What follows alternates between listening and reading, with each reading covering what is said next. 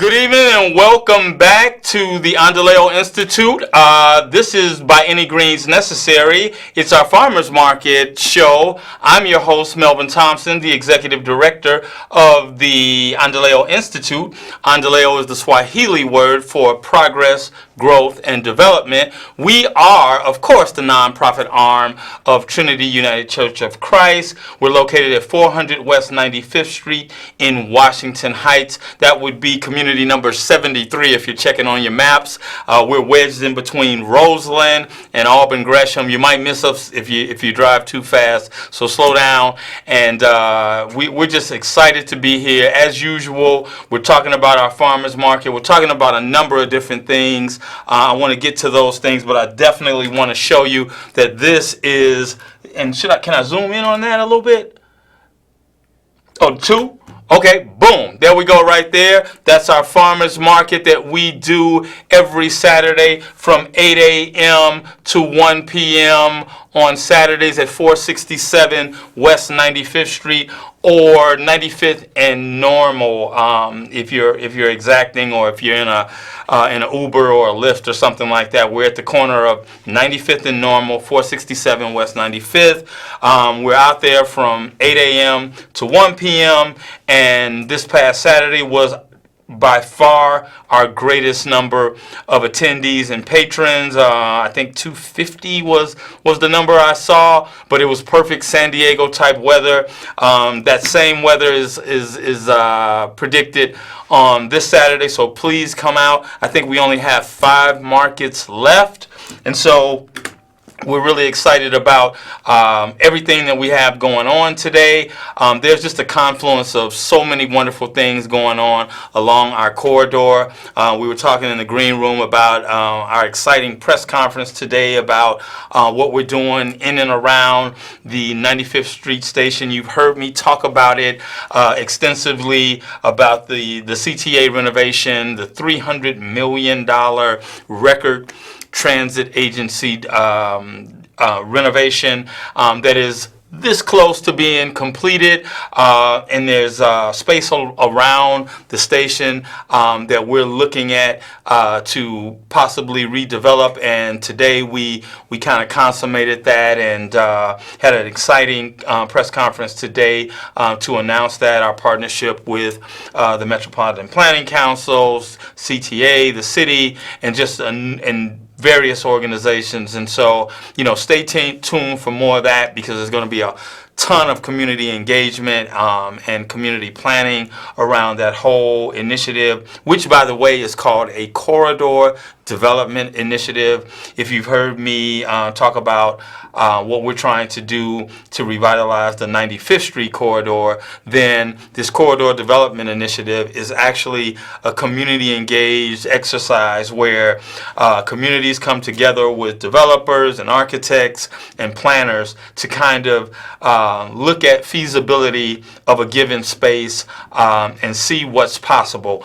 Sometimes our dreams and our ambitions are a little bit ahead of what's possible on sites, albeit zoning or land use or the size of the lot or all of those kind of things. And so this development initiative, the CDI as they refer to it, is a workshop basically where community residents, business owners, churches, leaders, institutions, everyone in the immediate area comes together and voices their opinions, learn about the development process, and that all culminates into what they call a request for proposals, an RFP that comes out, and then a developer, based on the consensus and the selection of the most feasible idea for that particular property or that plot of land, that becomes the development. And so it's really a wonderful tool that where the community is basically prioritized in terms of its input. So it's not, kind of sitting outside of the gate watching, as things go by. So please, if you know anything about it, would like to know anything about it, you can give us a call here. I don't have my call numbers, but I think the number is 312-738-1060. Is that right? Okay, so the memory is all right. I'm going to keep drinking that kombucha. And you should be too, in that ginger juice. And you can get that at the farmer's market, by the way. Our wonderful farmers sell this ginger juice, and I believe it has mystical powers, because I'm actually remembering more these days, and I drink it every single week. And this time I'm bringing a big jar tea, so I can have some for later, because I'm only getting that little styrofoam cup, and that's not enough. I want to drink it a little bit later. So it's just exciting. We're in that midpoint of our farmers market. We're in that mid-August where it's so mild. I called it San Diego like weather today, where it's mid 70s, and so it's just really manageable. Not too hot. It's not raining. All the rain has kind of gotten out of the area. So this weekend is primed. I mean, mid 70s, just a little cooler. The humidity is leaving, and so it's a perfect time. And let me tell you exactly why.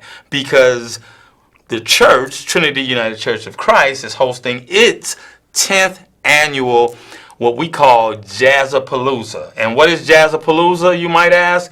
It's our Ravinia concert on concrete.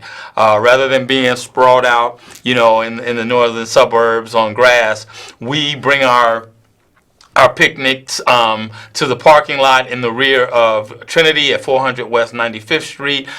This year, we're celebrating our 10th, I can't believe it, 10th anniversary of having a jazz showcase featuring local artists. Our headliner is Kirk and Kevin Whalum, the brothers that will put on a fantastic show. I'm going to do a shameless plug for my son, who is going to be playing with the Musical Arts Institute, which is a local phenomenal music group that is based right in Washington Heights, led by the legendary Michael Manson, and an internationally known bass player who's played with the likes of George Duke and all of the greats, Marcus Miller, all of these wonderful people. He knows everybody, and him and his wife Lana have actually taken on this group of people from the community, age 8 to 80. Whatever talent you have or think you have, they will accept you. And my sons are both involved in this, and one of them, the younger one, Bruce, will be playing bass as part of the jazz ensemble that they have at the Musical Arts Institute. Tickets for this event are still available, I believe, for $10. And then I believe tomorrow, which is the day of the show, the price will increase to $15. The gates open at 4 o'clock. So if you are in the vicinity of 95th Street on the west side of the Dan Ryan, and you are looking for some just incredible entertainment. We're going to have incredible food vendors. A lot of our vendors from the farmers market will be in the building and on the lot to serve, and so it'll be a double value, because we'll be able to advertise and market the farmers market, which will happen the very next day, and it never ever rains on Jazzapalooza. Never.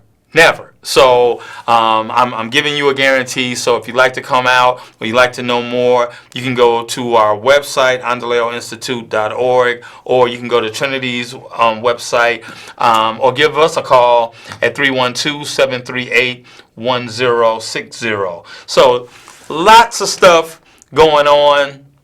It's sometimes when you're working in community development, you have very, very small wins and a whole lot of setbacks or losses, or you put a lot of effort into what you're doing, and it seems like no one's hearing you, or no one's really knows where you are, and all the blood, sweat, and tears that you're putting forth, and sometimes it just feels that way. But a day like today was really really to have dignitaries from the city come out and really, speak to your community and have your community lifted up like that at that level. I mean, with the new administration coming in and talking about this is a site and this is an area, this is a community, this is a neighborhood that we want to focus some of our earliest efforts on.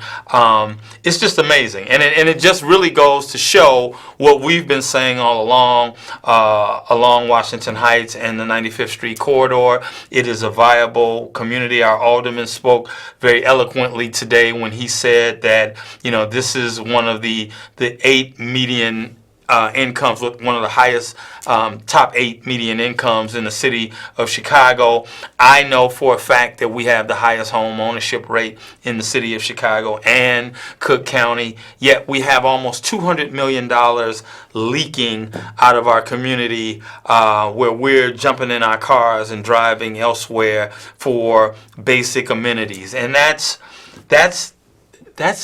really, that's insane. That's insanity. And so we should not be doing that, and no neighborhood or no community should be forced to do that. And so, with what happened today, it's really a catalytic moment in terms of the work we've already begun, and now we're starting to get that civic support from the city and from philanthropy and all of these very necessary players to make a community go, because it can't be just the work of the community-based organization. It can't be the work of just the city alone. It can't be just private development, and it certainly can't be just philanthropy. So, that collaborative effort is what we're really seeking to do, not just in name, but really to engage with each other. And I can't say enough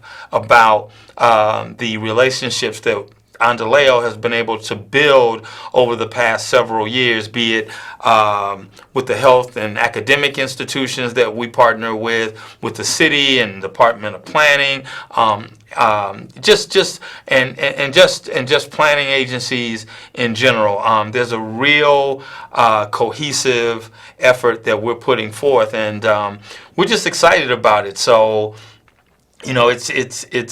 it's one step at a time.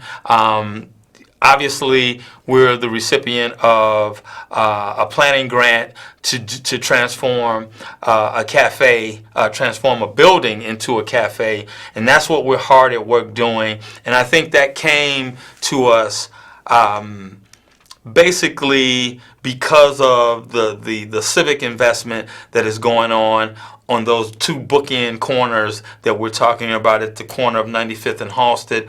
Of course, we have the Carter G. Woodson Regional Library, and now we have the other bookend of the CTA Red Line Station. And so everything in between that mile-long corridor is what we hope is an open canvas for us to paint a completely different picture of what we've experienced over the last several decades. Our church sits equidistant from both the library and the transit station, and we've undergone our own major redevelopment, $6.5 million over the last several years, and we're quite proud of the green roof and the vegetation we have, the plant life we have on the roof, the new technology with lighting and motion censored everything. We're really becoming this 21st century sustainable church, and we want to see that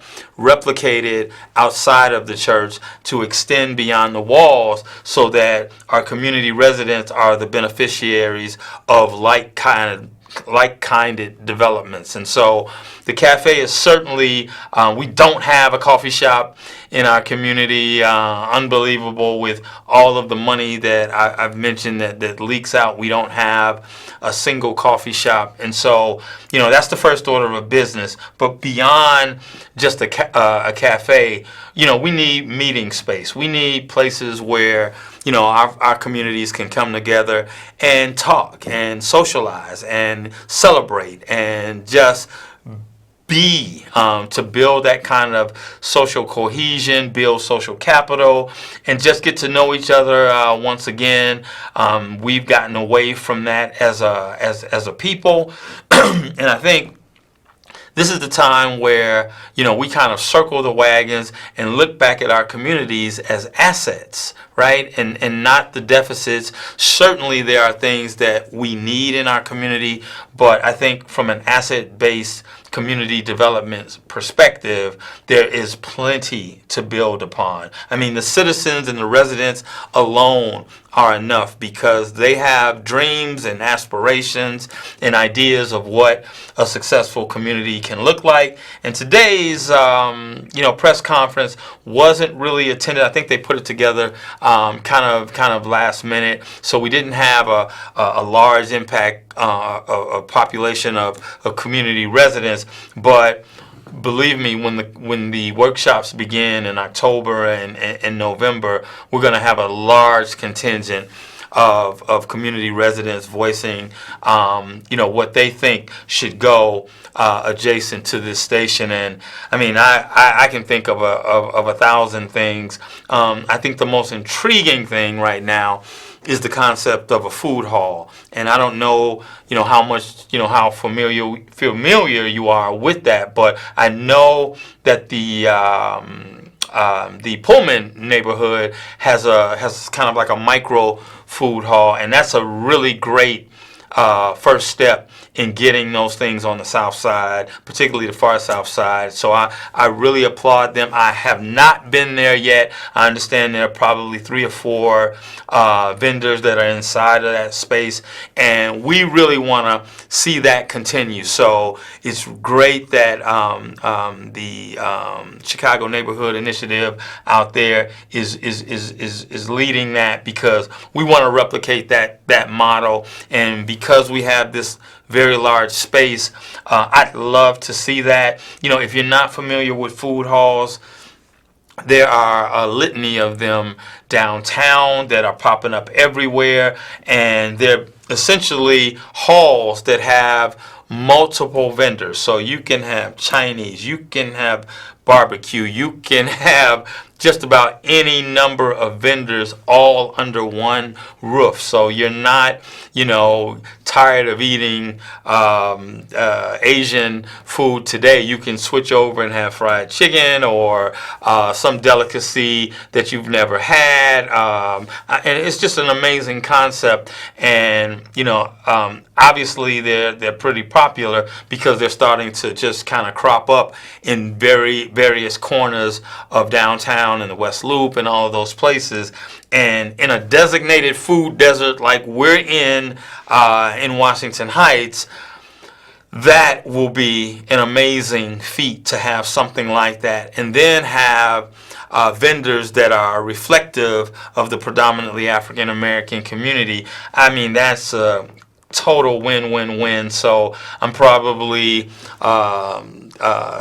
not disguising my vote for what I'd like to see, but it doesn't have to be just a food hall. It can be a number of things. And so maybe it's 1 or 2 stories, maybe there's some retail involved. I mean, God knows we need practically everything in our community to stop all of this auto dependent uses and be more walkable, because it's healthier. We have a wonderful Abbott Park right at the corner of the station, which really is underutilized and could use a makeover of its own. And so hopefully as this development of this space becomes realized, that the park will get equal attention, so that we have a synergy between a revitalized park, a renovated station, and a newly redeveloped once vacant space. So I mean, it's just the synergies are incredible. We've got Harlan High School, which really abuts the Abbott Park field house, and we've got a senior satellite. We've got daycare over there. I mean, that whole West Chesterfield side of the ledger really could see multiple benefits. And then, of course, on the west side of the station, along the 95th Street corridor, where we're working on the cafe and the Washington Heights community. I mean, it's a win-win. We've got Chicago State a couple of miles just east of us at 95th and Cottage Grove, and it is adjacent to our sister agency, Imani Village, which is doing this incredible work with their 23-acre site. That's going to be just an all-in-one family housing, urban farm, grocery, sports, entertainment. I mean, you name it. It's going to be a community within a community for that Rosemore and Calumet Heights community. And so, I mean, it's just, and Burnside as well. So there's just a multitude in what our pastor calls a Southside Renaissance. That's exactly what it is. When you look from 95th and Cottage Grove back to 95th and Halsted, I mean, you're looking at probably 4 or 5 miles of new or existing development that is sure to spark new businesses, attract new entrepreneurs with ideas of their own. And so, I mean, I was just listening to something on NPR about a town that's really going back to having merchants live in the spaces where they own businesses. And I'm thinking, wow, what a concept. This is nothing new. This used to be the norm. And so wouldn't it be cool to have a business where, you reside there as well? And so, this is really a throwback, a renaissance, if you will, but just very exciting. It doesn't happen overnight, but, if we're patient and we celebrate these victories, and then we say, okay, what can we do to complement this civic investment in a train station or this civic investment in a library? And what I'd love to see, and I've said this and shared this with the city, is transition Woodson not only from the health information hub that it's starting to evolve into, but also a hub for entrepreneurship. I just read something, someone sent me an email that said by 2020, 50% of workers will have 1099s, meaning they'll be more entrepreneurial, they'll be starting their own businesses, and they'll be working for themselves. And it might even be a necessary thing to do, not just something that people are just thinking that, I'm going to give this a shot. But I think it's a necessary thing to kind of guarantee and secure your own future by going out with an idea and attracting people to actually patronize your business. So where do you begin with that? With access to capital being quite difficult in community, where do you begin? How do you start? What's your business plan? Do you have a business plan?